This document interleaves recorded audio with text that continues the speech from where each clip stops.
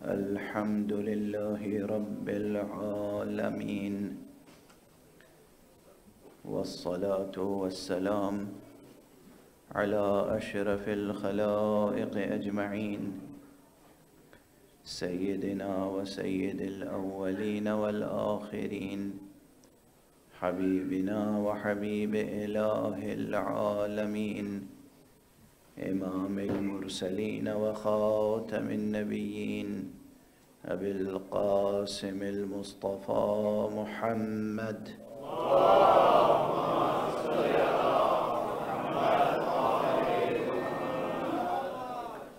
وعلى أهل بيته الطيبين الطاهرين الهداة المهديين المعصومين المظلومين، واللعنة الدائمة على أعداء الدين أجمعين. أما بعد، فقد قال الله تعالى عز اسمه في محكم كتابه ومتقن خطابه: بسم الله الرحمن الرحيم. قل هو الله أحد الله الصمد لم يلد ولم يولد ولم يكن له كفوا أحد. صدق الله العلي العظيم.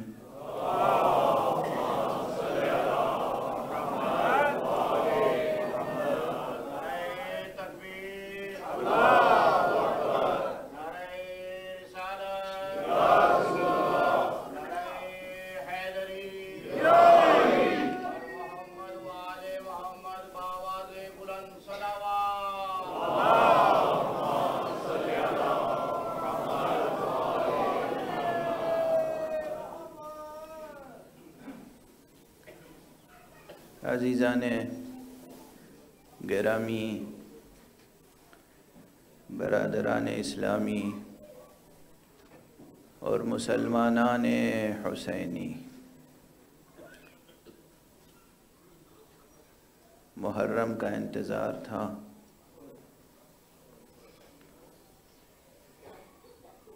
عشرہ شروع ہوا اور کس تیزی کے ساتھ گزر گیا۔ آج شب عاشور آ گئی۔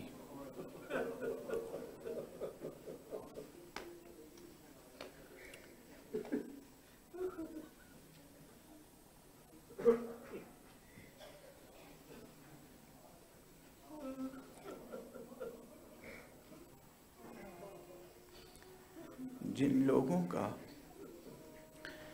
ایک وجودی رشتہ ہوتا ہے، ان کے لیے صبر کرنا آسان نہیں ہوتا۔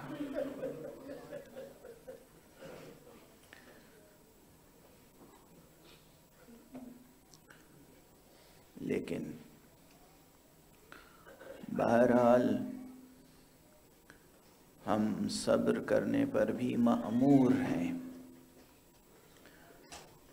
من جملہ اور فرائض، من جملہ اور واجبات، صبر بھی ایک فریضہ ہے، صبر بھی ایک واجب ہے۔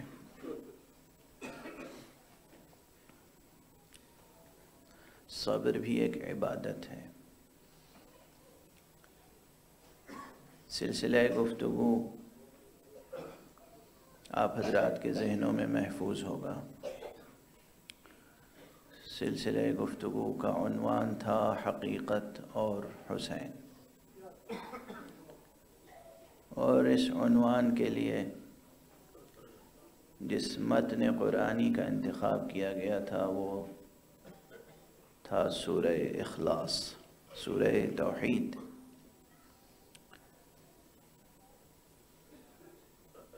میں اپنے طالب علمانہ اسلوب میں گفتگو کرتا رہا،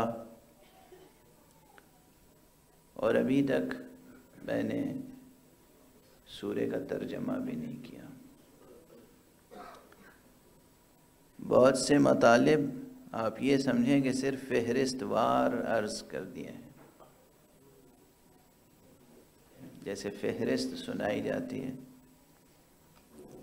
میں نے ایک فہرست سنائی ہے اور وہ بھی ادھوری، ناقص۔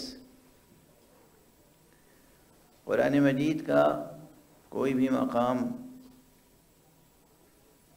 پیش نظر رکھا جائے، جیسا کہ میں نے حضرت امام زین العابدین علیہ الصلاۃ والسلام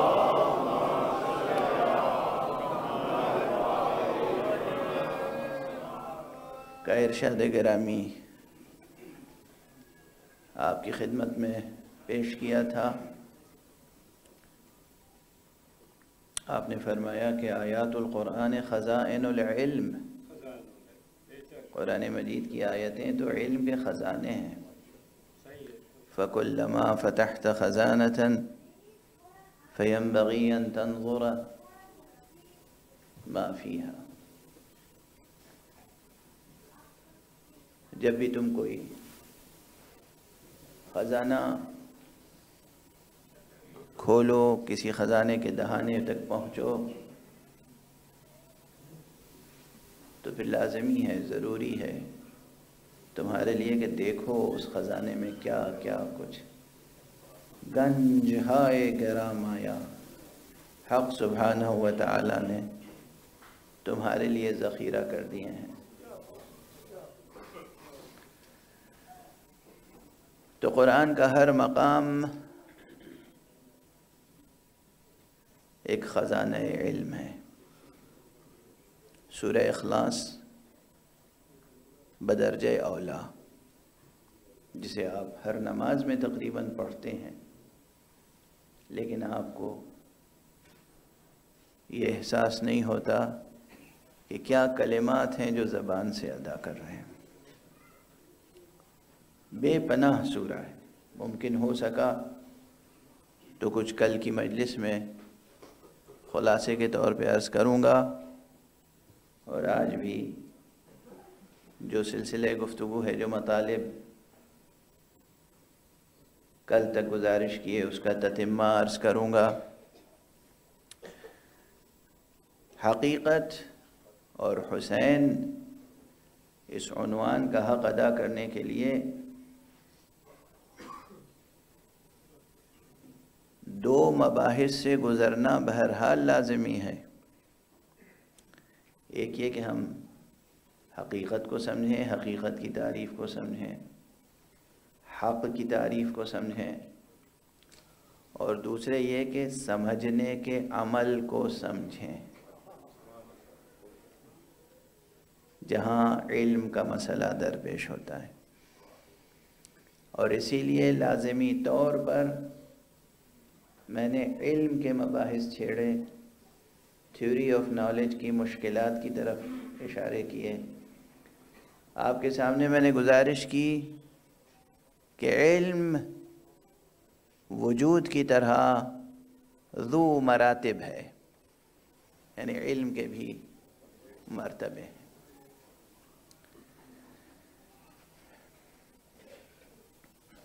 دو ضروری مطلب مختصر طور پر اس وقت عرض کروں، یعنی گویا وہ بھی اشاراتی انداز میں۔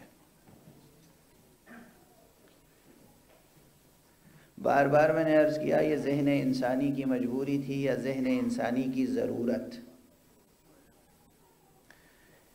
کہ جب اس پوری کائنات کو سمجھنے کا مسئلہ درپیش ہوا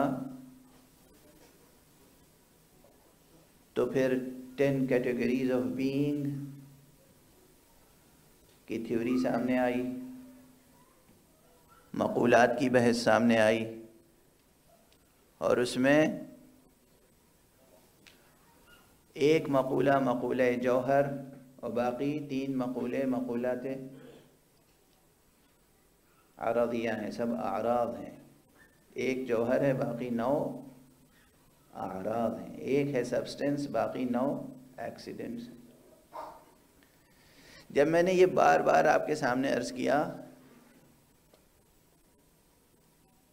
تو یہ ذہن عالی میں نہ آ جائے کہ حق سبحانہ و تعالیٰ کو جو جستجو کی جاتی ہے، اللہ کی جو جستجو کی جاتی ہے، اسے بھی ہم انہی 10 کیٹیگریز میں کہیں تلاش کریں۔ خدا نہ خواستہ یہ ذہنوں میں نہ آ جائے، یہ ذہنوں میں نہ آ جائے۔ اس لیے کہ حق سبحانہ و تعالیٰ کی ذات گرامی اس سب سے بلند تر ہے۔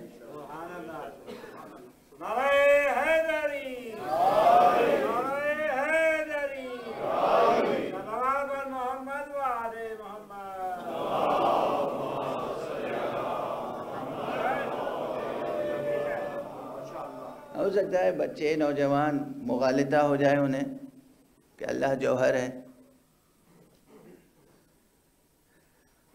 نہیں، حق سبحانہ و تعالیٰ کسی کیٹیگری میں محدود و منحصر نہیں ہو سکتا۔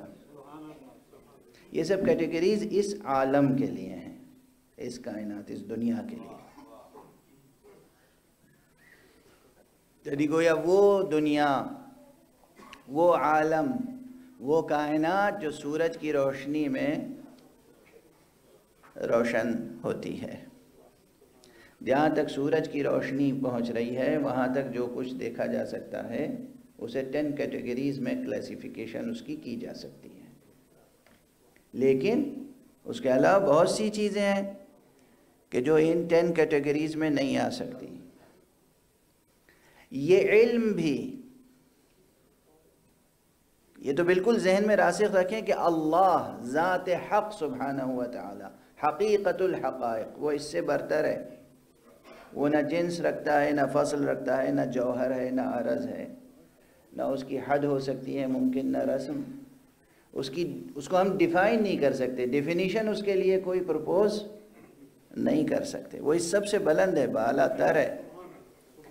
جو چیز ذہن میں آ جائے وہ مفہوم بنتی ہے، معلوم بنتی ہے۔ خدا عالم ہے، ہمارے ذہن کا معلوم نہیں بن سکتا۔ خدا عین علم ہے اور عالم ہے، وہ ہمارے ذہن کا معلوم اور ہمارے ذہن کا مفہوم نہیں بن سکتا۔ جو چیز ذہن میں آ جائے وہ خدا نہیں ہو سکتی۔ اس لیے ناحق حضرات زحمت کرتے ہیں، ناحق زحمت کرتے ہیں، کد و کاوش کرتے ہیں، کہتے ہیں ہماری سمجھ میں نہیں آتا، بھئی خدا تو کہتے ہی اسے ہیں جو آپ کی سمجھ میں نہ آئے۔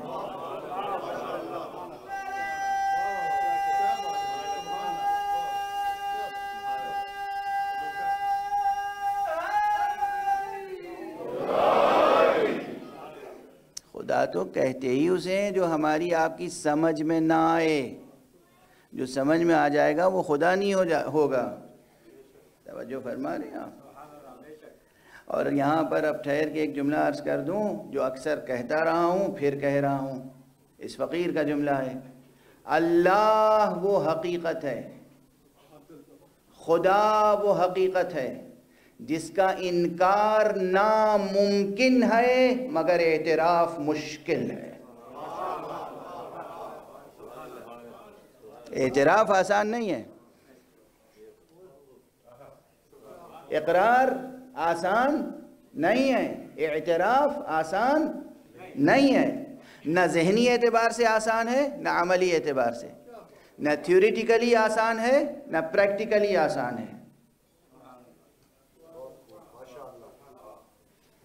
حالانکہ یہ تقسیم اعتباری ہوگی، یہ تقسیم بالکل اعتباری ہوگی، مگر دست ادب جوڑ کے عرض کر رہا ہوں، اگر تھیوریٹیکلی اعتبار سے خدا کے اعتراف کو دیکھنا ہو تو علی کی طرف دیکھیے، اور پریکٹیکلی خدا کے اعتراف کو دیکھنا ہو تو حسین کی طرف دیکھیے۔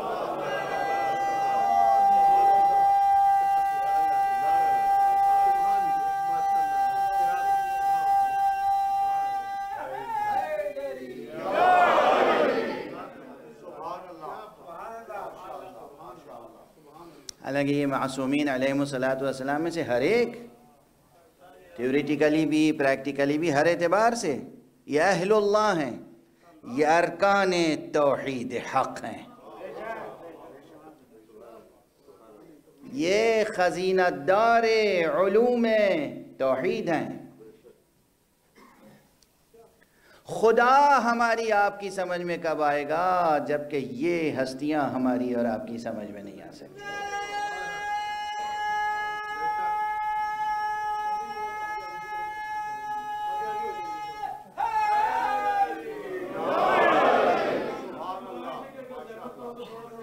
صلوات پڑھتے ہوئے آگے تشریف لیں۔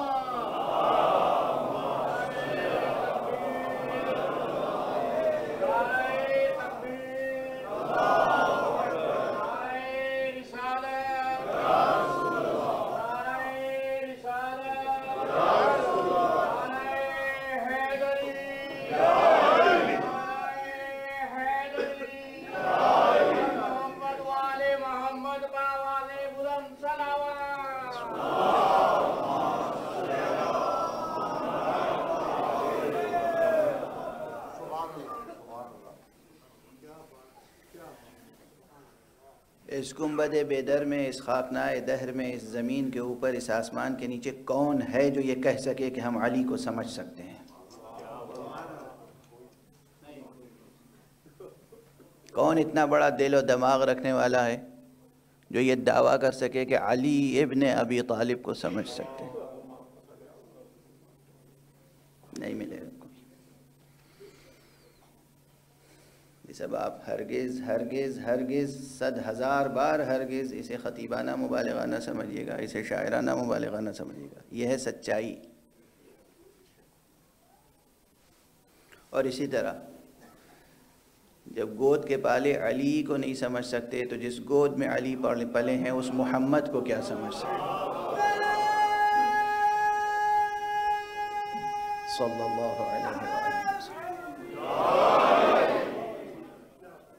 بہت بلند رتبہ ہے مصطفیٰ صلی اللہ علیہ وسلم۔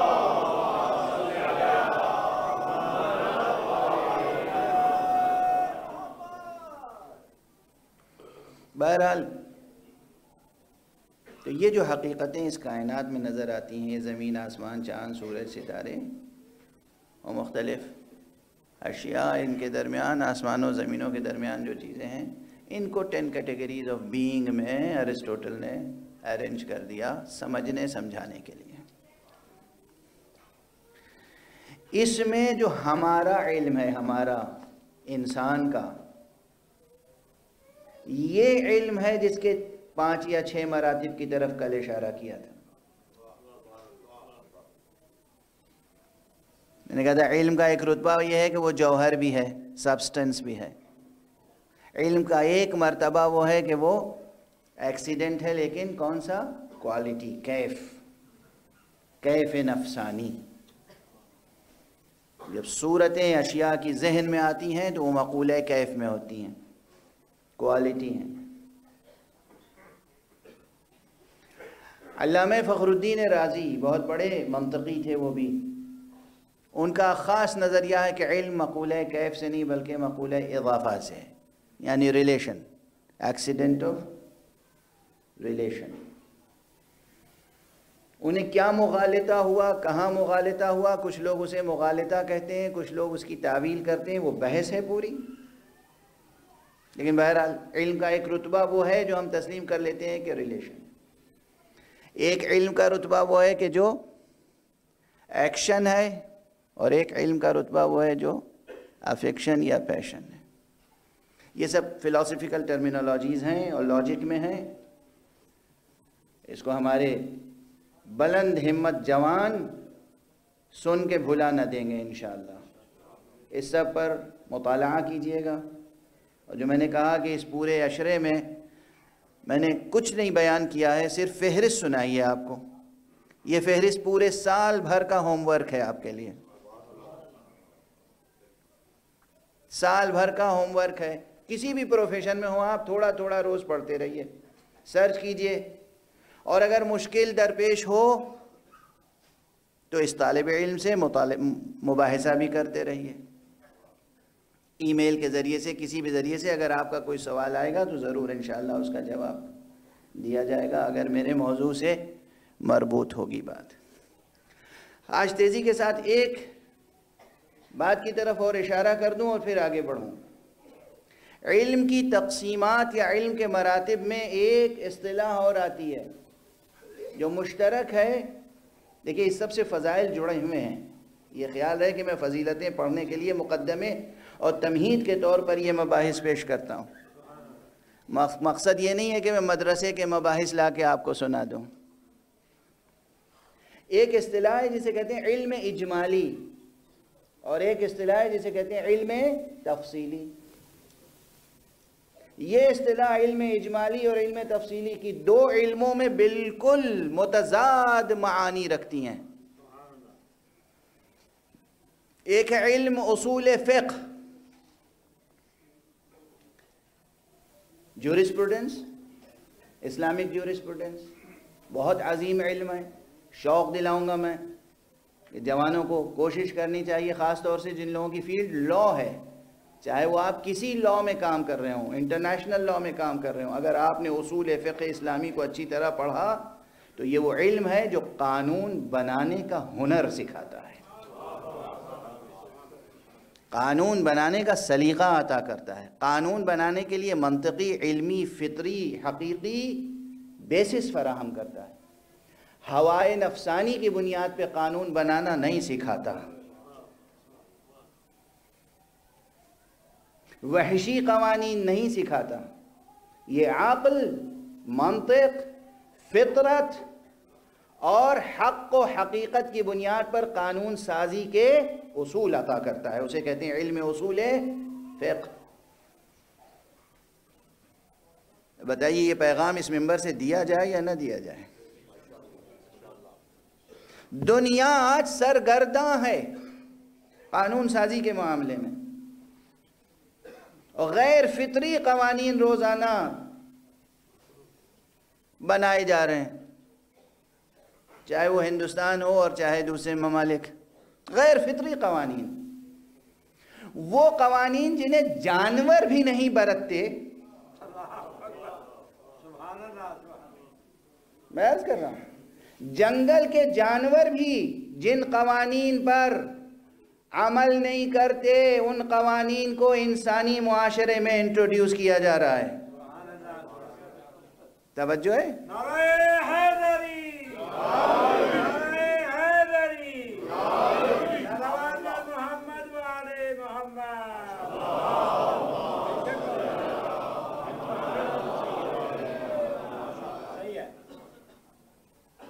اب اشارہ کافی ہے، اس سے زیادہ وضاحت میں کر نہیں سکتا ممبر پر، کہ جنگل کے جانور بھی جن قوانین پر عمل نہیں کرتے، ان کے اصل وہ قانون نہیں، اس لیے کہ خلاف فطرت ہے، نیچر کے خلاف ہے، فطرت کے خلاف ہے۔ اسے ہمارے ہاں عدالتیں، ہائی کورٹ، سپریم کورٹ، کیا سپریم ہے ماشاءاللہ، وہ اسے قانون بنا دیتے ہیں۔ اور جب شریعت کی بات کی جاتی ہے تو کہتے ہیں یہ ٹریڈیشنل چیزیں ہیں، ان کی کوئی علمی اہمیت نہیں ہے۔ علم قانون اگر سیکھنا ہو دنیا کو تو فقہ اسلامی سے سیکھیں، اور اس کا ادعا میں نہیں کر رہا ہوں، میں دعویٰ نہیں کر رہا ہوں، خود اس ملک کے، یو کے اور امریکہ کے مختلف بڑے ہسٹورینز اور بڑے فلاسفرز اور بڑے لا میکرز نے اس بات کا اعتراف کیا ہے کہ اسلامک شریعہ اور اسلامک جورسپروڈنس یہ وہ ہے جس نے انسانی معاشرے میں، پوری دنیا میں انسانی معاشرے میں، ہیومن ہسٹری میں ایک لاجیکل لیگل سسٹم کو ڈیولپ کرنے میں مدد دی ہے۔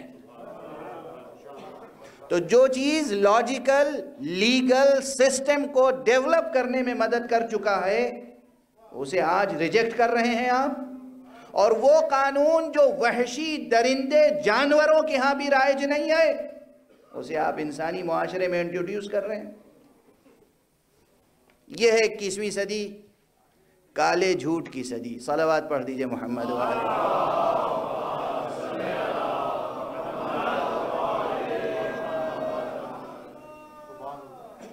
انسانیت کراہ رہی ہے، خدا کی قسم انسانیت کراہ رہی ہے، انسانیت کراہ رہی ہے، ضمیر انسانیت مجروح ہے، زندگی مجروح ہے، اقدار انسانی، ہیومن ویلیوز، ان میں جو شکست و ریخت کا سلسلہ جاری ہے، اب اس میں وہ عناصر، وہ ایلیمنٹس شامل ہوتے چلے جا رہے ہیں کہ حیرت ہوتی ہے۔ بہرحال تو میں عرض یہ کر رہا تھا کہ ایک ہے علم اصول فقہ، ایک حوالہ دے دوں، یاد رہ جائے گا. یہی جس وقت انگریزوں کی حکومت تھی بر صغیر پر، انڈین سب کانٹیننٹ، جب انڈیا، پاکستان، بنگلہ دیش یہ سب الگ الگ نہیں ہوا تھا، جب انہوں نے ایسٹ انڈیا کمپنی کا قدم وہاں پہنچا اور حکومت شروع کی، تو اس وقت جو پرانا ٹریڈیشنل ایجوکیشن سسٹم تھا اس کو سب سے پہلے انہوں نے توڑ دیا. اور کم سے کم 50 سال ایسے گزرے کہ اتنی بڑی آبادی اور اتنے بڑے ملک میں کوئی ایجوکیشن سسٹم موجود نہیں تھا سرکاری طور پر، اور جو غیر سرکاری ادارے تھے ان کو ختم کر دیا گیا تھا. 50 سال، آدھی صدی. اس کے کیا معنی ہے؟ یعنی کم سے کم 2 اور زیادہ سے زیادہ 3 نسلیں جہالت کے محیط تاریک ظالم سائے میں پروان چڑھی.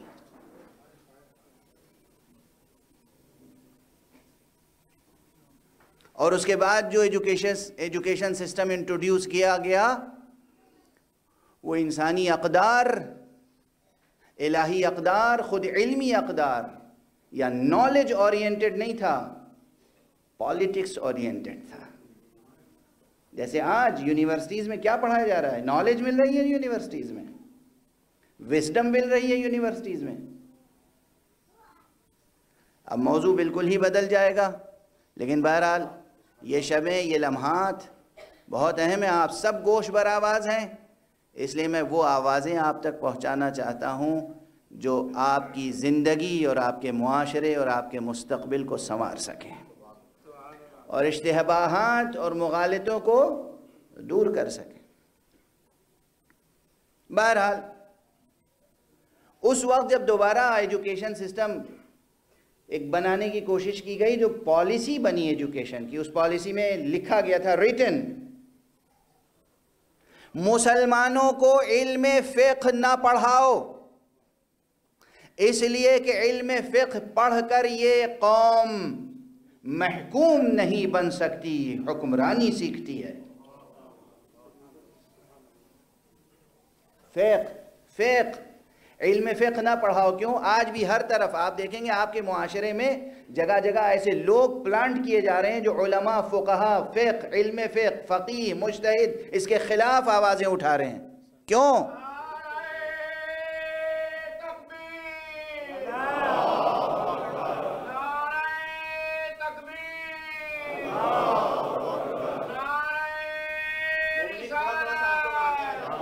صلوات پڑھتے ہوئے ذرا آگے تشریف لے آئیں ممبر کی طرف.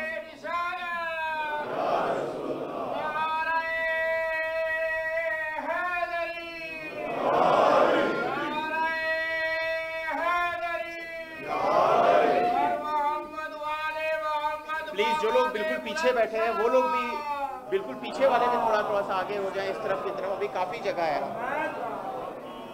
آج یہ ایک دن کی اور زحمت ہے، معذرت. تھوڑا سا آپ لوگ آگے آ جائیں پلیز، اس طرف بھی. اور یہ ادھر والے جو ہے تھوڑا سا رائٹ کی طرف اگر ہو جائیں، ہو جائے تو پیچھے تک لوگ چلے جائیں.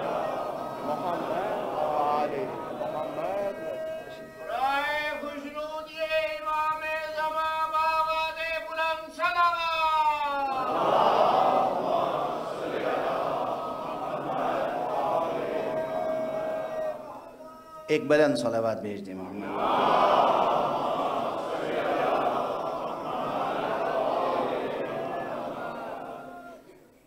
تو یہ بات ذہن عالی میں محفوظ رہے. آج بھی کچھ نہیں، فتوے میں اختلاف ہو جاتا ہے، یا کوئی بات، کوئی حکم فقیہ کی طرف سے آتا ہے یا مجتہد کی طرف سے آتا ہے، مرجع تقلید کی طرف سے آتا ہے، تو اس کی مخالفتیں کرتے ہیں وہ لوگ جو لفظ فقہ کو صحیح تلفظ بھی نہیں کر سکتے، لفظ فقہ کو صحیح پروناؤنس نہیں کر سکتے، فقہ لکھ نہیں سکتے. انہیں اگر کہیے کہ انگریزی رومن میں فقہ لکھ دیجئے تو انہیں معلوم نہیں کہ ایف آئی کے بعد کیو لکھیں گے یا کے لکھیں گے. اور زیادہ صحیح اور ایکوریٹ کیا ہوگا؟ ایف کے بعد آئی لکھیں گے یا ای لکھیں گے؟ جاہل مطلق، جاہل محض، جاہل مرکب، جڑیل جاہل، جن کا جہل کسی بھی چھری سے کٹ نہیں سکتا۔ اعتراض کس پہ کر رہے ہیں؟ مرجع تقلید پر، ولی فقیہ پر، علماء پر، فقہاء پر، اسکالرز پر۔ کیا مرض ہے ماشاءاللہ! یہ مرض یوں ہی نہیں پیدا ہوتا ہے۔ آپ کو معلوم ہونا چاہیے کہ 21ویں صدی کی ظالم سیاست پوری نیشنز کو، پورے ملکوں کو، پورے علاقوں کو تباہ کرنے کے لیے یوں ہی وائرس پھیلا دیتے ہیں۔ بیماریاں تو وہ ذہنی بیماریاں بھی تقسیم کرتے ہیں اور جسمانی بیماریاں بھی۔ بہرحال تو یہ پالیسی میں ریٹن موجود ہے، جائیے برٹش لائبریری میں بیٹھ کے تحقیق فرما لیجیے۔ علم فقہ مسلمانوں کو نہ سکھاؤ، یہ ان کے نصاب تعلیم سے نکال دو، خارج کر دو، اس لیے کہ فقہ سیکھنے کے بعد یہ قوم حکمراں بن سکتی ہے، محکوم نہیں رہ سکتی۔ فقہ وہ علم ہے جو قانون سازی سکھاتا ہے، جو معاشرے کو منظم کرنا سکھاتا ہے۔ میں نے اپنی ان آنکھوں سے الفاظ پڑھے ہیں تب کوٹ کر رہا ہوں، کسی اخبار کی خبر کی بنیاد پر نہیں۔ تو بہرحال میں نے اشارہ کیا کہ آپ کو ذوق دلا رہا ہوں، شوق دلا رہا ہوں، اس لیے کہ آپ علم اصول فقہ بھی اگر میں ممبر پر اور وہ بھی شب عاشور ذکر کر رہا ہوں تو اس لیے کہ یہ میراث حسینی ہے، یہ میراث علوی ہے، یہ میراث محمدی ہے، یہ میراث مصطفی ہے، یہ میراث قرآنی ہے۔ علم فقہ کی بنیاد کس پر ہے؟ زیادہ تر اصول فقہ، قانون بنانے کی منطق، اصول فقہ۔ تو ایک تصور علم اجمالی اور علم تفصیلی کا اصول فقہ میں ہے، اور ایک تصور علم اجمالی اور علم تفصیلی کا فلسفے اور عرفان میں ہے۔ بس گفتگو کو اپنی منزل پہ، اپنے مرکز پہ لے آیا، اپنے محور پر۔ علم کی جو اور تقسیمیں ہیں، علم کے جو مراتب ہیں، ان میں نے عرض کیا علم حضوری، علم حصولی، علم فعلی، علم انفعالی، یہ سب تقسیمات گزر گئیں۔ میں کل عرض کر چکا ہوں کہ علم فعلی کی اہمیت کیا تھی۔ اگر علم فعلی ہوگا تو خارج میں آپ معلوم کو ایجاد کر سکیں گے، اپنے ذہن کے خارج میں، اس زمین پر آپ معلوم کو ایجاد کر سکیں گے۔ مجھے اس موقع پر اپنے برادر معظم مرحوم مغفور حجت الاسلام مولانا سید ذیشان ہدایتی صاحب بے اختیار یاد آ گئے اس وقت جب ہم لوگ ابتدائی کتابیں آپس میں مباحثہ کرتے تھے علم کلام کی، تو ان کا یہ جملہ تھا کہ جتنے معجزات انبیاء اور ائمہ کے ہیں، تمام معجزات صرف علم کے مظاہر ہیں، علم معصوم کے مظاہر ہیں معجزات۔ یہ معجزہ، یہ جملہ ذہن میں رہے، علم معصوم کے مظاہر ہیں سب کے سب معجزات۔ تو علم فعلی ہوگا اور نفس قوی ہوگا تو معجز نما ہوگا۔ رسول کیسے معجزے دکھاتے تھے؟ امیر المومنین علیہ السلام کیسے معجزے دکھاتے تھے؟ امام حسن، امام حسین کس طرح معجزے دکھاتے تھے؟ علم تھا، حق کا علم حضوری تھا، علم فعلی تھا، نفس پاک اور قوی تھا۔ تو فی الواقع حضرت حق سبحانہ و تعالی کی طرف سے وہ ملکہ اور وہ اذن حاصل تھا کہ یہ اپنے ارادہ کن فیکونی سے جو چاہتے تھے دکھا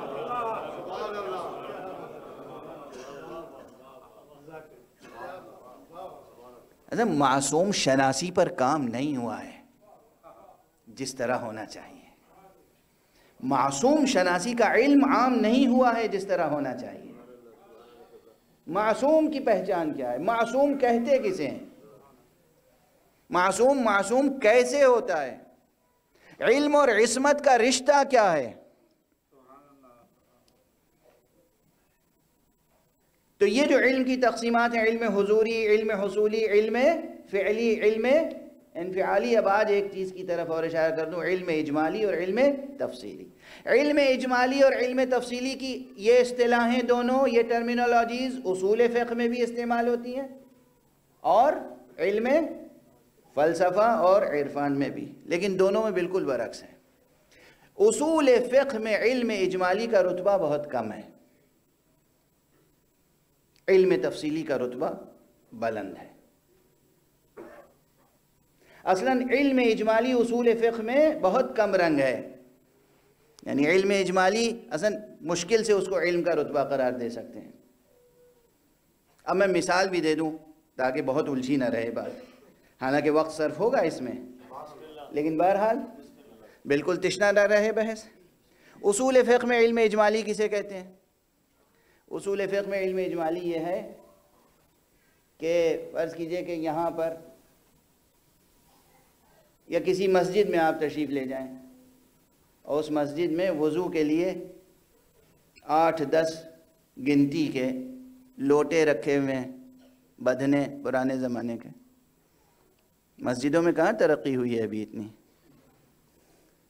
اور اس میں شبہ یہ ہو گیا کہ ان میں سے کسی ایک لوٹے میں جو پانی ہے وہ وضو کے لائق نہیں ہے، طاہر نہیں ہے۔ یہ 8 لوٹے یا 4 لوٹے جو رکھے ہیں ان میں سے کسی ایک میں،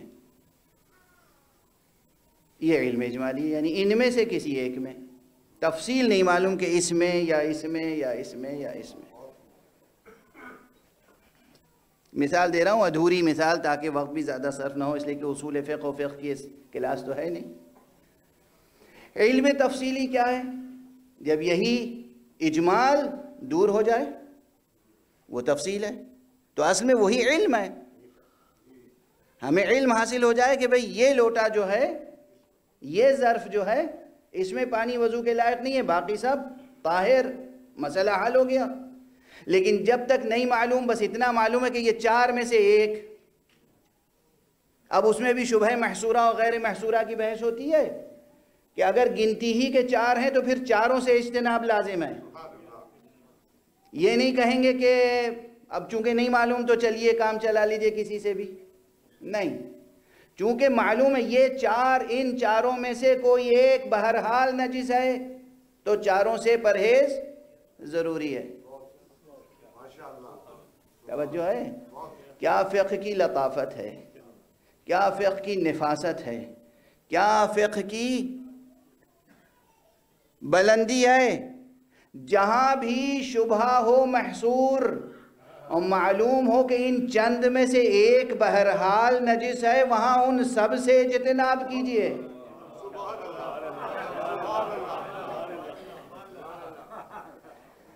استفادہ اسی سے کیا جائے گا جہاں پورا یقین حاصل ہو کہ یہ مکمل طور پر طاہر ہے۔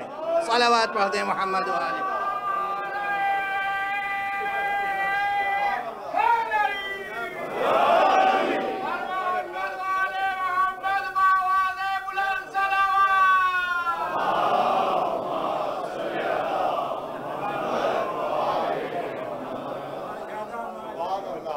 کہاں سے گفتگو گزر رہی ہے، کہاں سے گفتگو گزر رہی ہے۔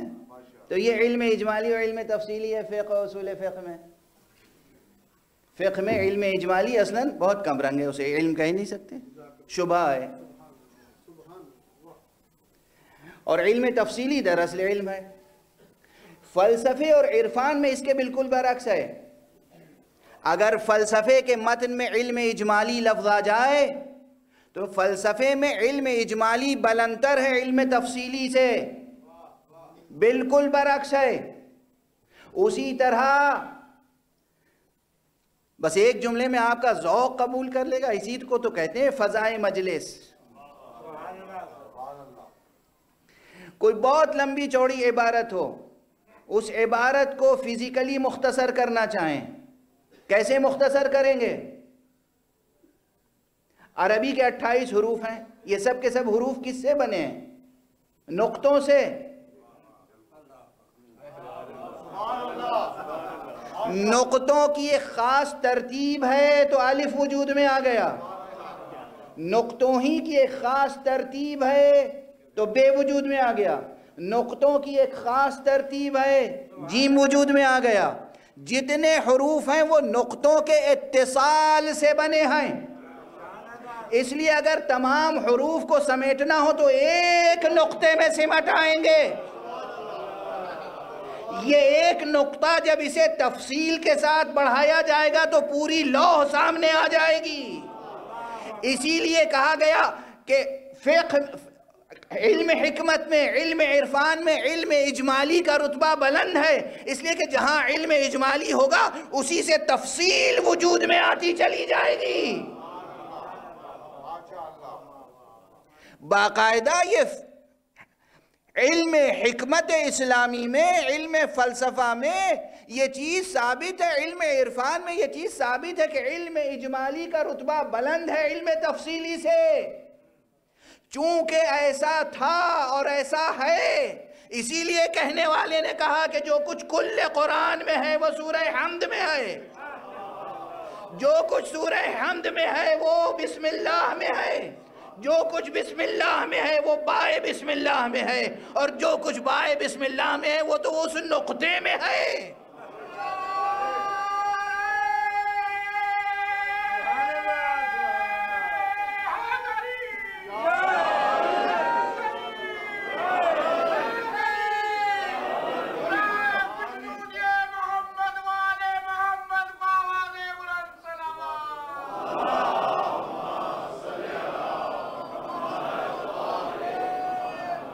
اور وہ نقطہ بھی کون ہے؟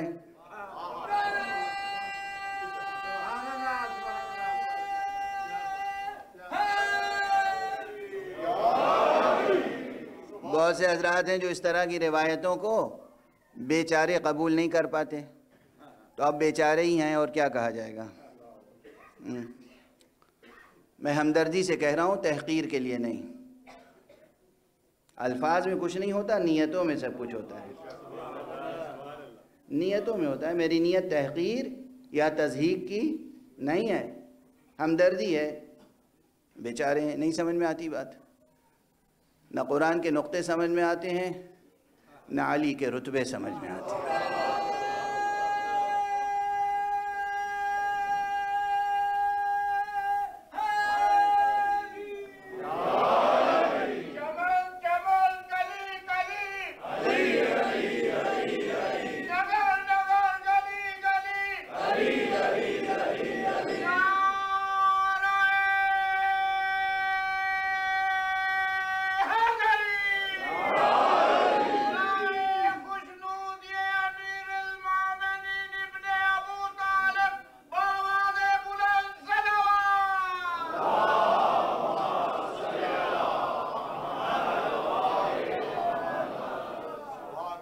پروردگار آپ کے ذوق سلیم کو اور مستحکم سے مستحکم تر فرمائے۔ تو بہرحال علم اجمالی اور علم تفصیلی کی طرف بھی اشارہ ہو گیا کہ فقہ میں، اصول فقہ میں علم اجمالی علم تفصیلی کچھ اور ہے، فلسفے میں، حکمت میں، عرفان میں علم اجمالی اور علم تفصیلی کچھ اور ہے۔ فلسفے اور عرفان میں علم اجمالی کا رتبہ علم تفصیلی سے بلند تر ہے۔ علم اجمالی جس کے پاس ہو وہیں سے تفصیل وجود میں آتی ہے، وہیں سے تفصیل وجود میں آتی ہے، اور جہاں علم ہوتا ہے علم فعلی اور نفس قوی ہوتا ہے، وہ جو چاہے خارج میں وجود میں لا سکتا ہے۔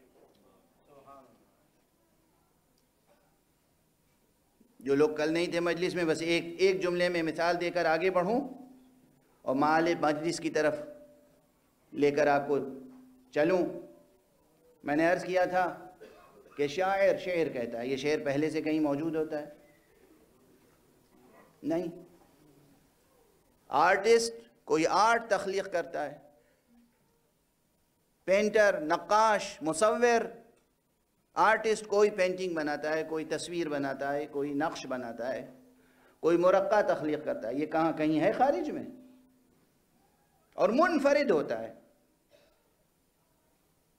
یعنی کائنات میں دوسری اس کی کوئی مثال موجود نہیں ہوتی، تبھی تو آپ اسے داد دیتے ہیں، انعام دیتے ہیں، ستائش کرتے ہیں۔ یہ کس بنیاد پہ بنا رہا ہے؟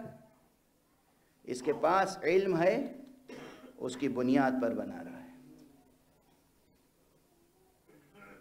تو کچھ وہ ہیں کہ جو خارج میں جو معلومات ہیں، جو آبجیکٹس خارج میں ہیں، وجود رکھتے ہیں فیلڈ میں، ہستی میں، زمین پر، ان کو دیکھ کر علم حاصل کرتے ہیں۔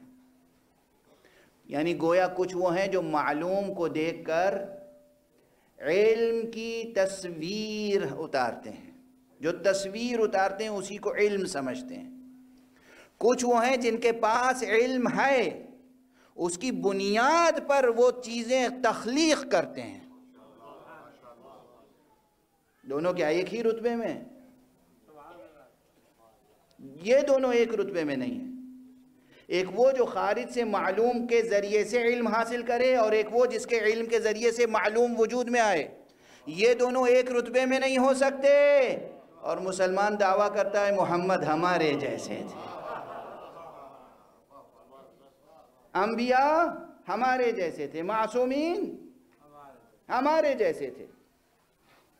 اور ہمارے اب کہاں کہاں سے گفتگو گزر رہی ہے۔ تو جہاں علم ہوتا ہے اور خدا داد علم ہو، ابھی تو اس علم کی بات ہی نہیں ہوئی جسے علم لدنی کہتے ہیں، علم حضوری، علم حصولی، علم لدنی۔ علم لدنی یہ مرتبہ ابھی اب وقت نہیں ہے کہ میں عرض کر سکوں، لیکن علم لدنی یہ اصطلاح خاص قرآنی اصطلاح ہے۔ اور یاد رکھیے کہ جن کو اللہ نے علم لدنی دیا ہو، ان کا یہ رتبہ ہوتا ہے کہ ان کی باتیں موسیٰ جیسے نبی کی بھی سمجھ میں نہیں آتی آسانی کے ساتھ۔ یہ قرآنی حقیقت ہے۔ تو اب میں عرض کروں مسلمانوں، جس کے پاس علم لدنی ہو، اگر اسے موسیٰ بھی نہ سمجھ پائیں تو علی کو تم کیسے سمجھ سکو گے؟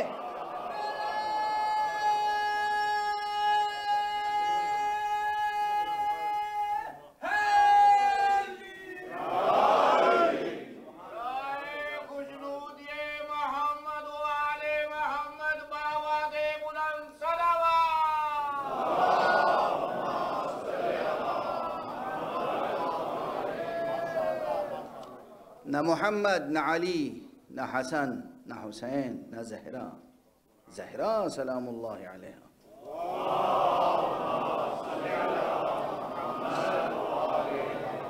ان کا مقام علمی، ان کا مرتبہ علمی کون سمجھ سکتا ہے؟ ان کی شخصیت کا جاہ و جلال کون سمجھ سکتا ہے؟ ان کی شخصیت کا جمال و جلال کون سمجھ سکتا ہے؟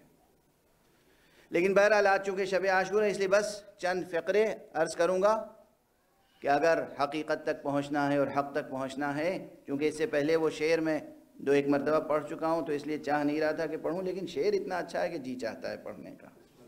اور وہ شعر ہے مرحوم مغفور سید نواب افسر لکھنوی کا کہ ہر ایک ذہن میں ہے کچھ نہ کچھ تصور حق، ہر ایک ذہن میں ہے کچھ نہ کچھ تصور حق، ہم اس تصور حق کو حسین کہتے ہیں۔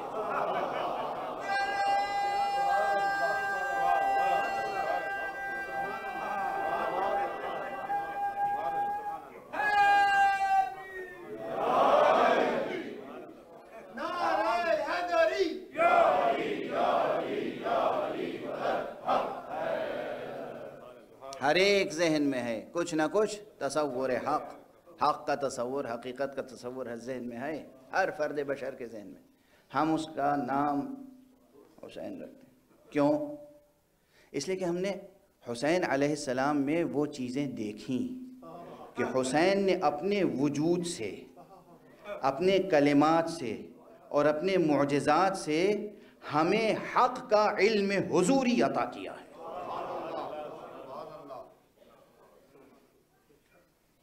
کاش یہ جملے محفوظ رہ جائیں اور کاش اس پر بحث ہو۔ ایک اصول لے کے جائیے آج، انبیاء اللہ کی طرف سے آنے والی حجتیں، اللہ کی طرف سے آنے والے رہبر معجزے دکھاتے ہیں، کیوں؟ اصلا معجزے کا فلسفہ یہ ہے کہ مخلوق کو خالق کا حضوری علم حاصل ہو جائے۔ معجزہ دیکھ کر جو علم حاصل ہوتا ہے وہ علم حصولی نہیں ہے، وہ علم حضوری ہے، اور وہی ایمان کی بنیاد بنتا ہے۔ تو ہم نے سرکار سید الشہداء ابو عبداللہ الحسین علیہ السلام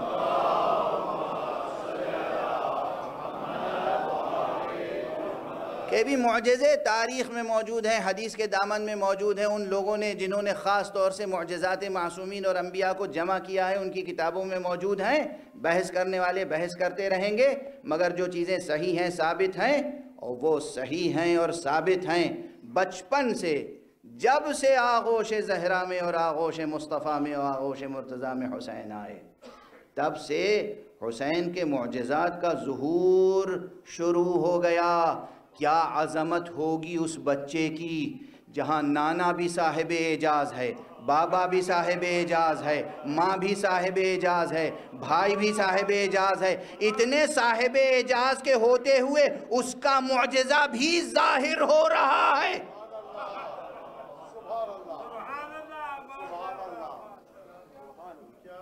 کیا عظمت ہے، کیا عظمت ہے۔ نانا صاحب اعجاز، بابا صاحب اعجاز، مادر گرامی صاحب اعجاز، بھائی صاحب اعجاز، ہر طرف معجز نما موجود ہیں، پھر بھی حسین کے معجزات ہیں جو نمایاں ہوتے چلے جا رہے ہیں۔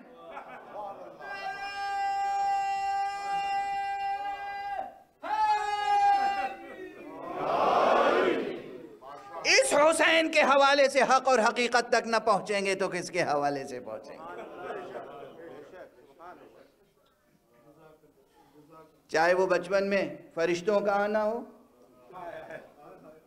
چاہے وہ فطرس کا آنا ہو، چاہے وہ دردائیل کا آنا ہو، جن کی سمجھ میں نہیں آتی یہ باتیں انہیں خصوصی کلاسیں لینے کی ضرورت ہے۔ آج اب اس پہ بحث کی گنجائش نہیں، میں صرف حوالہ دیتے ہوئے آگے بڑھ رہا ہوں۔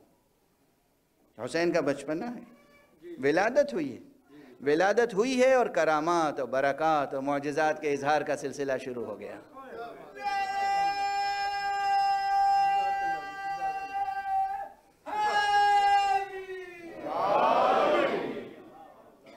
اور سب سے پہلے فائدہ اٹھانے والے کون ہیں؟ زمین والوں سے پہلے آسمان والے فائدہ اٹھا رہے ہیں، بس حسین اس کا نام ہے۔ پہچان لیجئے حسین کو، پہچان لیجئے حسین ابن علی کس کا نام ہے، پہچان لیجئے حسین ابن فاطمہ کس کا نام ہے، پہچان لیجئے اس فرزند رسول کو، اس سبط وفی کو۔ زمین والوں سے پہلے آسمان والے فائدہ اٹھا رہے ہیں، اور اس کے بعد یہ پیکر معجز نما نشو و نما پاتا ہے۔ حسین بڑے ہوتے ہیں تو پھر وہ منزل آتی ہے کہ جب ابھی فرشتوں کو صرف بالوں پر لوٹائے ہیں، لیکن ایک وہ منزل آتی ہے کہ جب حسین کا بچپن کا دوست حبیب حسین کے اشتیاق میں اپنے بالا خانے سے گر کر مر جاتا ہے، اور حسین میرے دوست حبیب کہہ کر پکارتے ہیں اور وہ جی اٹھتا ہے۔ یہ حسین ہے، مصطفیٰ بیٹھے ہیں اور حسین مردے کو زندہ کر رہے ہیں۔ یہ حسین ہے، یہ حسین آگے بڑھتے ہیں، اور ایک منزل وہ آتی ہے کہ جب کیسے کیسے مراحل آئے ہیں ذرا ضبط کر لیجئے۔ جی میرا بھی چاہ رہا ہے کہ بس اب گریہ کروں، ماتم کروں، لیکن ذرا صبر کر لیجئے، اس لیے کہ پورا عشرہ گزر گیا، میں فضائل کہاں پڑھ سکا، میں تو مقدمات کی بحثیں، تمہیدی بحثیں گزارش کرتا رہا، اور وہ بھی مقصد یہ تھا تاکہ ہماری اور آپ کی فکری جہتیں روشن ہو جائیں۔ یہ حسین ہے، اور غالباً آقا حسین کی امامت کا زمانہ ہے۔ معلوم ہے کہ آقا حسین نے 7 برس آغوش نبوت میں گزارے، 30 برس اپنے بابا کے ساتھ گزارے، 10 برس اپنے بڑے بھائی امام حسن کے ساتھ گزارے۔ ہر دور میں ایک خاص خصوصیت رہی، ہر دور میں معجزے دکھائے ہیں، مگر کچھ معجزے وہ ہیں جو امام حسین نے اپنی امامت کے زمانے میں دکھائے ہیں۔ عجیب عجیب معجزے ہیں، وقت نہیں ہے کہ میں گزارش کروں۔ بیماروں کو شفا دینے سے لے کر، مردوں کو زندہ کرنے سے لے کر، بچوں کو گویا کرنے تک، یہ یوسف زہرا ہے، یہ یوسف کنعان نہیں ہے، یہ یوسف یعقوب نہیں ہے، یہ یوسف مصطفیٰ ہے، یہ یوسف زہرا ہے۔ کہتے ہیں آقا ایک مرتبہ گزر رہے تھے، کچھ لوگ آ گئے، آقا بڑی مشکل ہے۔ کیا مشکل ہے؟ کہا یہ بچہ ہے، نوزائیدہ بچہ، یہ ماں ہے، یہ اس کا شوہر ہے، یہ ایک شقی شخص آ گیا ہے، یہ کہہ رہا ہے یہ بیٹا میرا ہے، گھر اجڑ جائے گا، تباہی آ جائے گی، فیصلہ کیسے کیا جائے؟ کہا اچھا۔ اس خاتون سے، اس عورت سے مخاطب ہو کے کہا یہ کس کا بچہ ہے؟ کہا خدا کی قسم یہ میرے شوہر کا بیٹا ہے، یہ اس کو میں جانتی بھی نہیں، اسے پہچانتی بھی نہیں، یہ الزام تراشی کر رہا ہے۔ دیکھیے آپ کا لہجہ بدل گیا، کہ قبل اس کے پروردگار تجھے رسوا کرے، سچ کا اعتراف کر لے۔ اس کے معنی کیا ہیں؟ یہ کہنے کے معنی کیا ہیں؟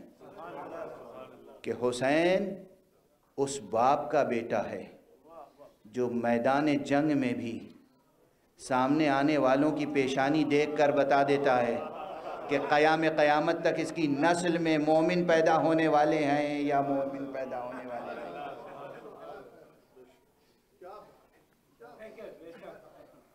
یہ اس نانا کا نواسا ہے، اور صرف نواسا نہیں ہے بلکہ اس کا روحانی، معنوی، علمی، مذہبی، دینی، الہی جانشین ہے، جس نے ممبر پر کہا تھا کہ پوچھ لو مجھ سے جو کچھ پوچھنا چاہو، اور میں تمہارے انساب سے اور اسلاب سے واقف ہوں، تمہاری پشتوں سے بھی واقف ہوں، تمہاری نسلوں سے بھی واقف ہوں قیامت تک۔ مصطفیٰ صلی اللہ علیہ وآلہ وسلم۔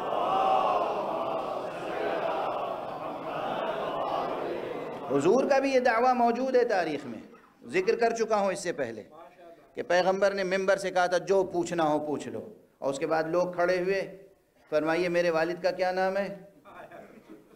کیا ذہن تھا، کیا ذہنیت تھی، کیا تہذیب تھی، کس معاشرے کے افراد تھے۔ بہرحال وہ پیغمبر کا معجزہ، وہ علی کا مرتبہ، یہ حسین ہے۔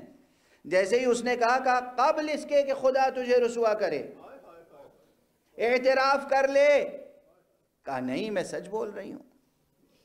کل میں نے کیا کہا تھا، کل یا پرسوں؟ سچ آنکھوں سے نظر نہیں آتا، میں سچ بول رہی ہوں۔ سچ آنکھوں سے نظر نہیں آتا، جھوٹ بھی آنکھوں سے اسی طرح نظر نہیں آتا جیسے شیطان نظر نہیں آتا۔ سچ اسی طرح آنکھوں سے نظر نہیں آتا جیسے فرشتے نظر نہیں آتے، جھوٹ اسی طرح آنکھوں سے نظر نہیں آتا جیسے شیطان نظر نہیں آتا۔ لیکن بہرحال اب یہ جملہ نہیں کہوں گا۔ امام علیہ السلام نے اس عورت کو کی تنبیہ کے بعد جب وہ اپنے جھوٹ پر اڑی رہی تو اب کیا کیا؟ اس بچے کی طرف توجہ کی، اس بچے کی طرف، اور امام کے حکم سے وہ بچہ گویا ہوا۔ آپ غور فرمائیں یہ کون سی منزلت ہے؟ جو گہوارے میں، آغوش مادر میں نوزائیدہ بچے کو گفتگو کرنے پر اور گواہی دینے پر مجبور کر دے، اور اس بچے نے فصیح و بلیغ زبان میں اعتراف کیا اور جو حقیقت حال تھی وہ بیان کی۔ اب میں پورا واقعہ ذکر نہیں کروں گا، مقام بیان میں یہاں پر جو شاہد ہے، جس بات کی طرف اشارہ کرنا ہے کہ وہ یہ حسین ہیں علیہ السلام، جو گہوارے میں چاہیں تو بچے کو بھی گویا کر دیں، اور اس طرح کے کتنے معجزات ہیں۔ بس جو علم الہی، قدرت الہیہ اور دیگر صفات الہیہ کا اس طرح اپنے معجزات و کرامات میں اظہار کر کے مخلوق کو خالق کا علم حضوری عطا کرے، وہی وہ ہو سکتا ہے جس کے ذریعے سے، جس کے توسل سے، جس کے توسط سے حقیقت کو سمجھا جا سکے۔ بس گفتگو تمام کر رہا ہوں، آج کی گفتگو یہیں تک، آج کی گفتگو یہیں تک۔ معصوم شناسی کا ذوق پیدا کیجئے، معصوم کیا ہوتا ہے، کیوں ہمارے دین میں اور ہمارے مذہب میں عصمت کی اہمیت ہے اور معصوم سے تمسک لازم ہے۔ آج ایسے افراد پیدا ہو گئے ہیں جو ائمہ کی عصمت پہ بحث کرتے ہیں، انہیں معلوم نہیں ہے کہ عصمت کتنی بڑی حقیقت ہے اور کتنی بڑی ضرورت۔ حسین معصوم ہے، اور اسی لیے جب وقت پڑا توحید پر تو کوئی اٹھ کر سامنے نہیں آیا حسین کے علاوہ۔ اب اگرچہ یہ معجزہ تھا، لیکن معجزہ جس ضمن میں ظہور پذیر ہوا تھا وہ واقعہ کچھ اور تھا، لیکن اجازت دیجیے کہ میں اپنے 2 مصرے ذکر کروں۔ بہت پہلے ایک سلام کا مطلع میں نے گزارش کیا تھا میر انیس علیہ الرحمہ کی زمین میں کہ آواز سخن ہے کہاں سے کہاں تلک۔ البتہ یہ حضرت عیسیٰ علیہ السلام کا آغوش مادر میں کلام کرنا ذہن میں رہے، اور پھر سر مبارک حسین کا نوک نیزہ پر، اور پھر اسے سنیں کہ آواز سخن ہے کہاں سے کہاں تلک، گہوارے مسیح سے نوک سنا تلک۔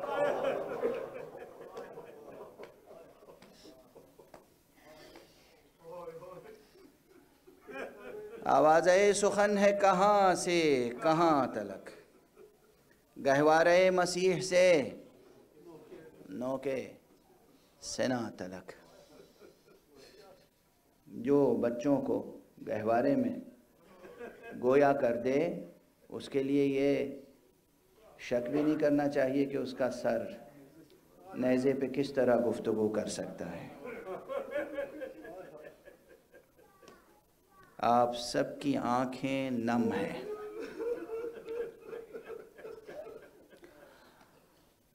اس لیے کہ یہ شب عاشور ہے، قیامت کی شب ہے۔ ایک شب عاشور میں کتنے حوادث گزرے، کتنے واقعات گزرے،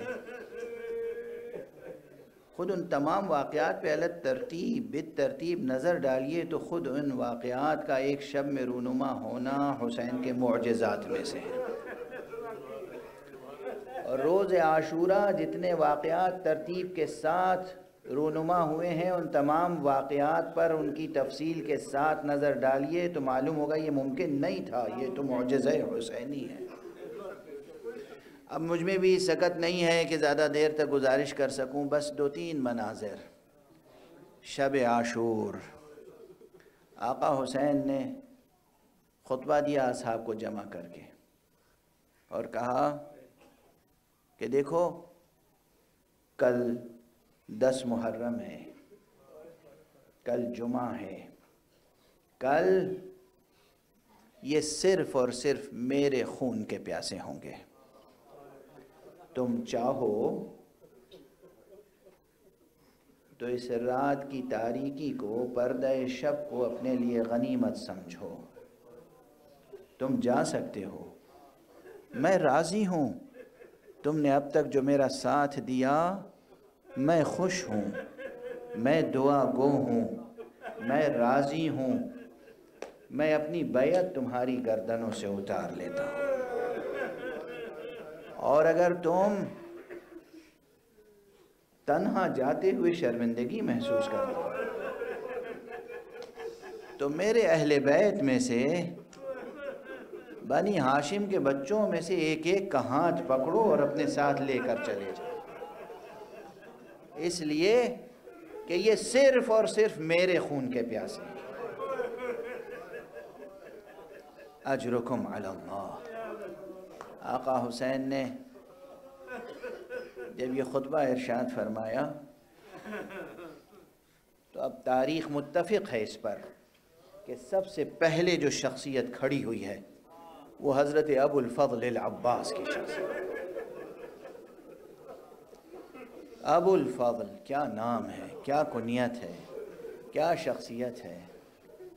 ابو الفضل، حضرت ابو الفضل کھڑے ہوئے، مختصر لیکن جامع تقریر کی، جس کا لب لباب یہ تھا، آقا ہم آپ کو چھوڑ کر چلے جائیں کس دن کے لیے؟ آپ کے بعد ہم جی کر کیا کریں گے؟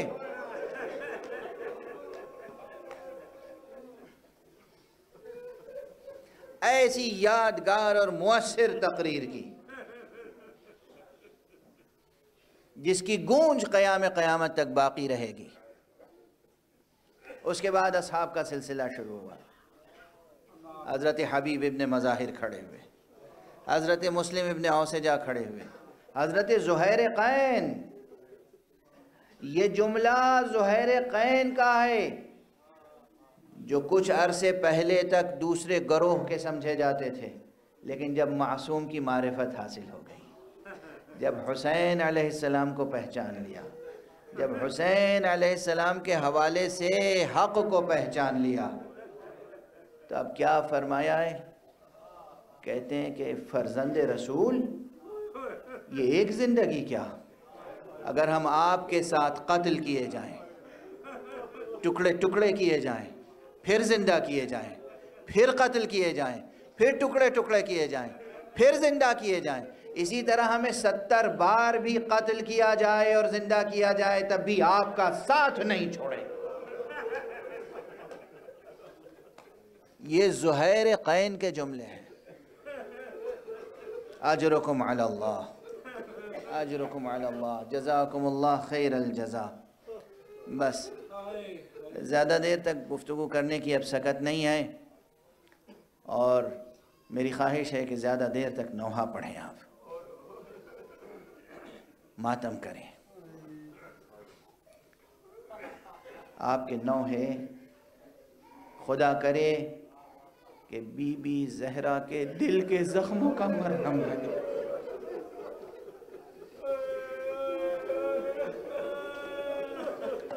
بہت تفصیلات ہیں شب عاشور۔ آقا نے سب کی تقریریں سنی، سب کو دعائیں دیں، اور اس کے بعد پھر تصرف، پھر معجزہ، پھر تصرف۔ ایک مرتبہ کہا تم نے اپنی وفاداریاں ثابت کر دی، خدا تمہیں جزائے خیر دے۔ اب ذرا اپنے سر اٹھاؤ، نظر اٹھاؤ، ارفعوا رؤوسکم، اپنے سر اوپر اٹھاؤ اور اپنے مقامات تو دیکھو۔ جو چیز ملحدوں کو نظر نہیں آتی وہ حسین دکھا دیتے ہیں۔ اس لیے یہ عنوان قائم کیا ہے، حقیقت اور حسین۔ حسین علیہ السلام نے بہشت میں اصحاب کو ان کے مقامات دکھائے، انہوں نے دیکھے، تو جن کے یقین پہلے سے کامل تھے انہیں اپنے مقامات دیکھ کر اور مسرت حاصل ہوئی۔ گفتگویں آگے بڑھ رہی تھیں، اسی درمیان حضرت امام حسن کا نونہال 13 برس کا بچہ قاسم ابن حسن اٹھا اور اس نے کہا امو جان کیا کل جو لوگ شہید ہوں گے اس فہرست میں میرا نام بھی ہے؟ میں عرض کر چکا ہوں، آقا نے پہلے تو بچے سے پوچھا بیٹا موت تمہیں کیسی معلوم ہوتی ہے؟ جناب قاسم نے فرمایا احلا من العسل، شہد سے زیادہ شیریں۔ بچے کو دعائیں دی، پیار کیا، اور اس کے بعد کہا بیٹا سنو کل تمہارا نام بھی محضر شہادت میں ہے، اور وہ ننھا اصغر جو آغوش مادر میں، کل تو وہ بھی شہید ہوگا بیٹا۔ قاسم یہ سن کر تڑپ گئے اور کہا امو جان کیا دشمن خیمہ گاہ میں آ جائیں گے؟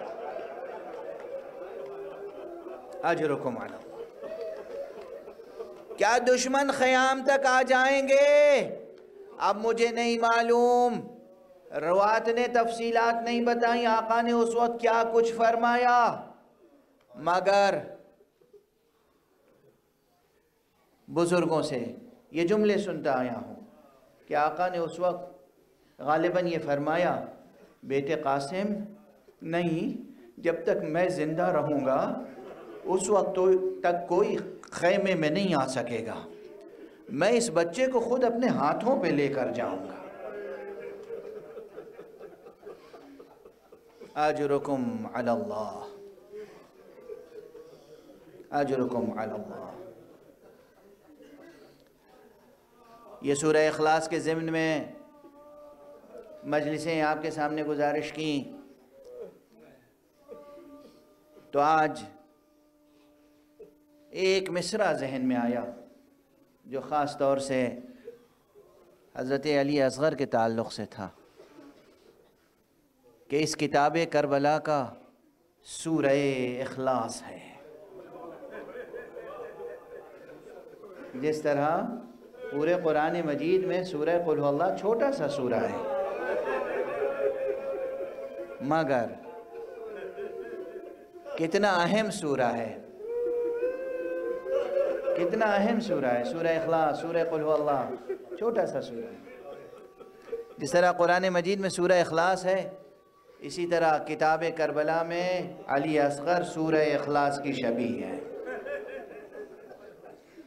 اس زمین پر کربلا معمورہ اخلاص ہے، کربلا ہی دہر میں ناظور اخلاص ہے۔ اور پروردگار توفیق میں اضافہ فرمائے، قرۃ العین میرے بیٹے حسن نے تیسرا مصرع ان کا ہے، چوتھا مصرع میرا ہے، اس لیے میں نے انہی کا قافیہ، انہی کا تخلص اس میں باقی رکھا۔ اس زمین پر کربلا معمورہ اخلاص ہے، اس زمین پر کربلا معمورہ اخلاص ہے، کربلا ہی دہر میں ناظور اخلاص ہے۔ سورہ یاسین ہے اکبر، سورہ یاسین ہے اکبر، اور اصغر حسن اس کتاب کربلا کا سورہ اخلاص ہے۔ کیا عظمت ہے اس حسین کے شیرخوار فرزند کی، جس کے لیے یہ مشہور ہے اور عام طور پر اسے ایک شاعرانہ مضمون سمجھا جاتا ہے، اور شعراء اور خطبہ برابر ذکر کرتے ہیں، مگر چونکہ اس چیز کا ذکر ایک عظیم الشان فقیہ اور اصولی اور فلسفی اور معلم اخلاق علامہ آیت اللہ نراقی نے اپنے قلم مبارک سے ذکر کیا ہے، اس لیے میں ذکر کر رہا ہوں کہ یہ حسین کی وہ نشانی ہے، حسین کی وہ آیت کبریٰ ہے، کتاب کربلا کا وہ سورہ اخلاص ہے کہ جس کے گلے پر جب تیر آ کے لگا ہے تو بچہ مسکرا دیا ہے.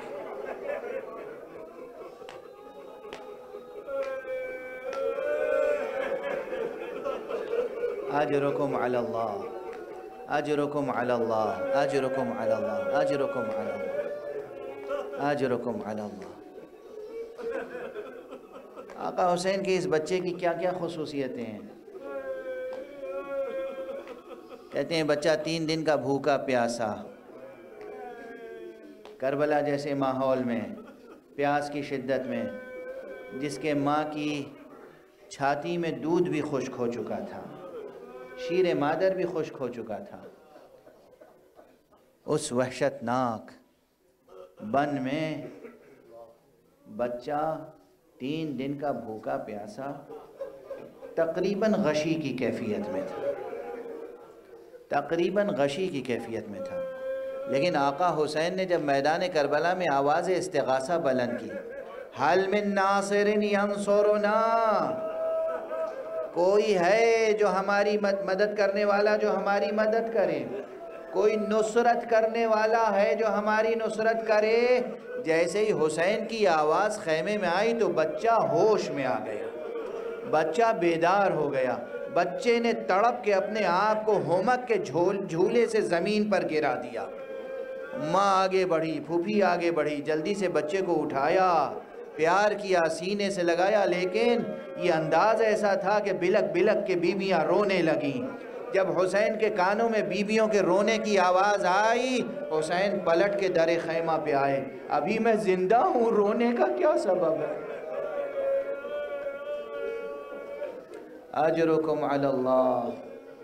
بیویوں نے کہا آقا جیسے ہی آپ کی آواز بلند ہوئی، حل من ناصر ینصرنا، اس بچے نے اپنے کو جھولے سے گرا دیا. کہا ہاں لاؤ میرے بیٹے کو میرے سپرد کر دو. بچے کو لیا، میدان میں آئے. آپ کے سامنے آپ کی پلکوں پہ یہ مناظر ہیں. آپ صبح و شام مصائب کی روایتیں سنتے رہتے ہیں، آپ مرثیے نوحے سنتے رہتے ہیں. روایتوں کا اختلاف ہے، مگر آقا حسین بچے کو لے کر میدان کربلا میں آئے. اور اس کے بعد کیا فرمایا؟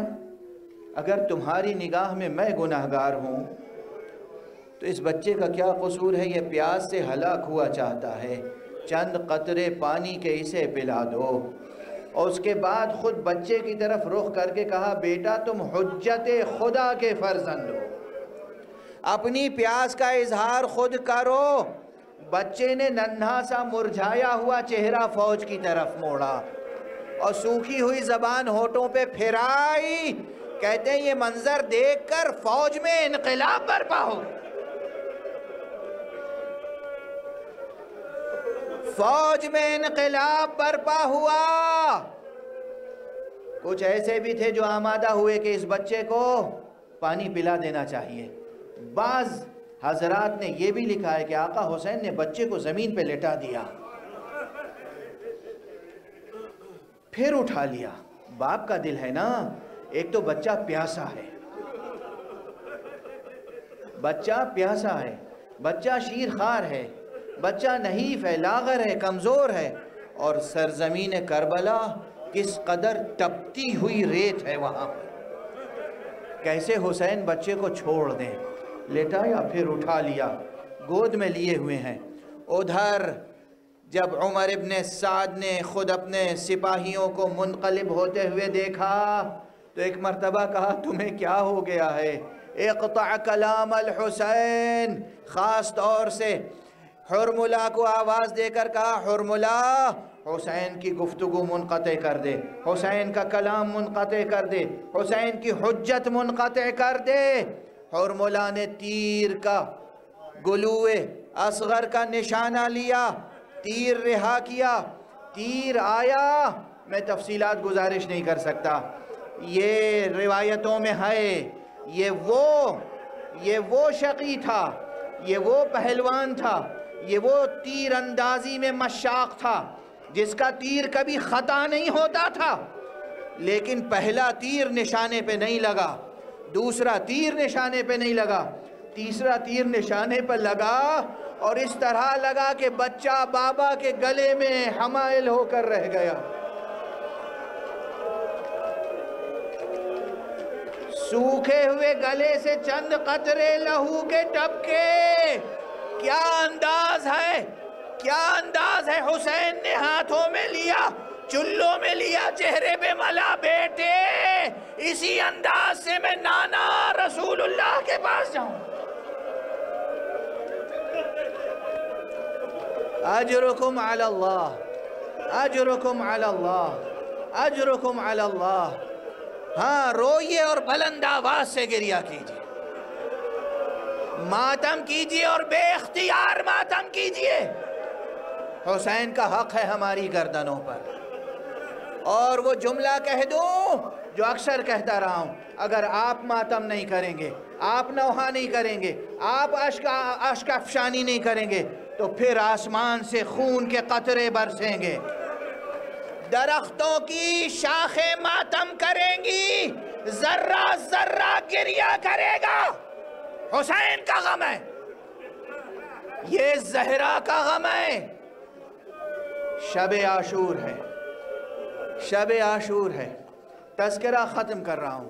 کل عاشور, توجہ رکھیے گا, ایک دوسرے کو مسکرا کے نہ دیکھیے گا,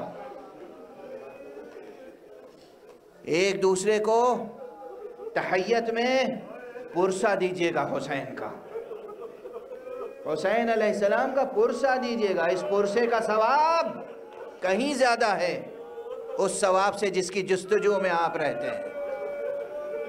بس بس حرمت عاشورہ برقرار رہے. عاشورہ کی غم انگیزی آپ کی طرف سے اس میں کم رنگی نہ ہونے پائے.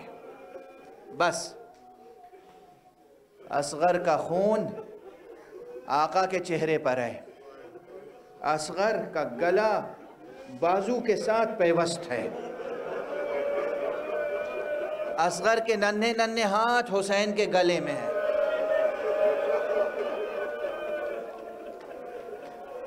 مگر کیا حسین کا صبر ہے.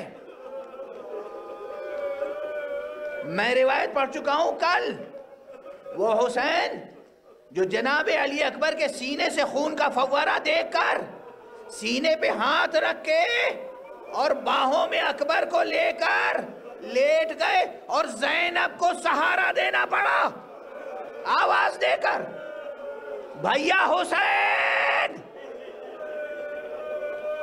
اور جیسے ہی زینب نے آواز دی, حسین نے گویا اپنی طاقت جمع کر لی.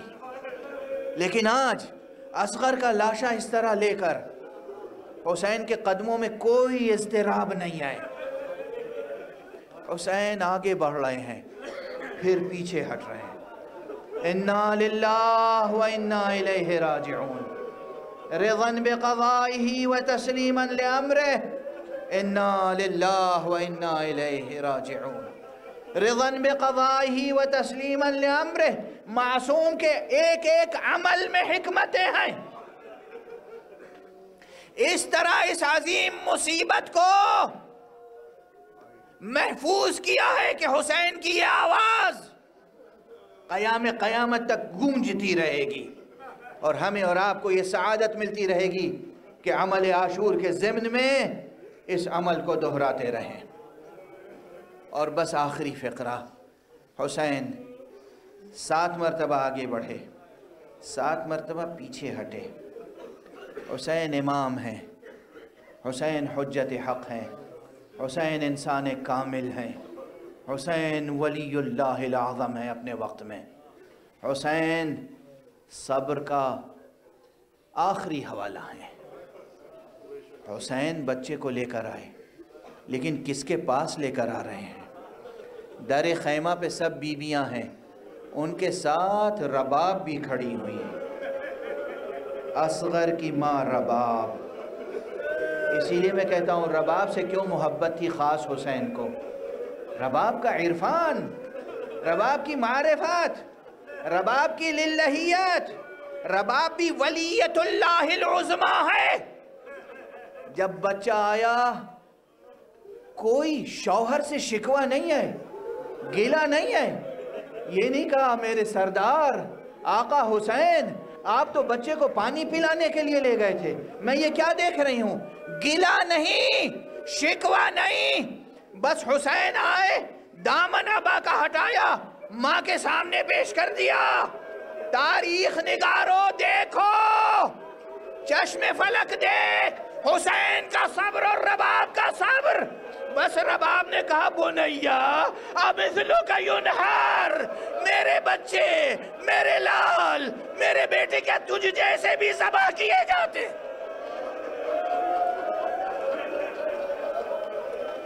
انا للہ و انا الیہ راجعون، رضا بقضائہ و تسلیما لامرہ، ماتم حسین۔